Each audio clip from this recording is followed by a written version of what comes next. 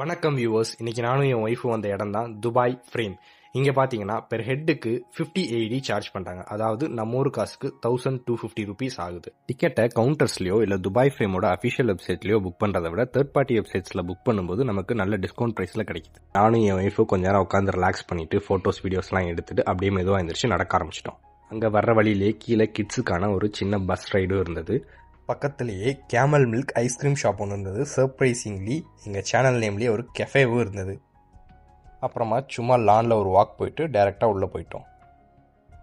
உள்ளே என்ட்ரானதுமே யூஏஇயில் ஏன்ஷியன்ட் டைம்ஸில் இன்ஃப்ராஸ்ட்ரக்சர்ஸ் இங்கே எப்படி இருந்துச்சோ அதே மாதிரி நாங்கள் லைவாகவே எக்ஸ்பீரியன்ஸ் பண்ணோம். அந்தளவுக்கு சூப்பராக பண்ணி வச்சுருந்தாங்க.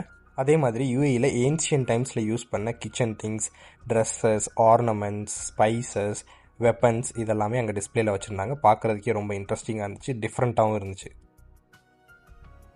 உள்ள மேலே ஃப்ரேமில் என்ட்ரானதுமே லெஃப்ட் சைடில் பார்த்தீங்கன்னா ஓல்டு துபாயும், ரைட் சைடில் பார்த்தீங்கன்னா மாடர்ன் துபாயும் இருக்கும்.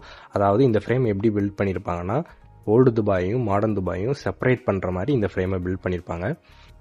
இங்கே என் ஒய்ஃப் ரொம்ப எக்ஸைட்டான விஷயம் வந்து அந்த கிளாஸ் ஃப்ளோருங்க. ரொம்பவே த்ரில்லிங்காக இருந்துச்சு. நிறையா ஃபேமிலிஸ், கிட்ஸ் எல்லாம் சூப்பராக என்ஜாய் பண்ணிகிட்டு இருந்தாங்க. எல்லாருமே அதில் நின்று ஃபோட்டோஸ் எடுக்கவும் நிறையா ஸ்பாட்ஸ் இருந்துச்சு. இப்போ சம்மருங்கிறதால நாங்கள் ஈவினிங் டைமாக போயிருந்தோம். எக்ஸிட் லிஃப்ட்டில் இறங்கும்போது ஈவினிங் வியூ ரொம்பவே சூப்பராக இருந்துச்சு. நாங்களும் முடிச்சுட்டு கிளம்பிட்டோம்.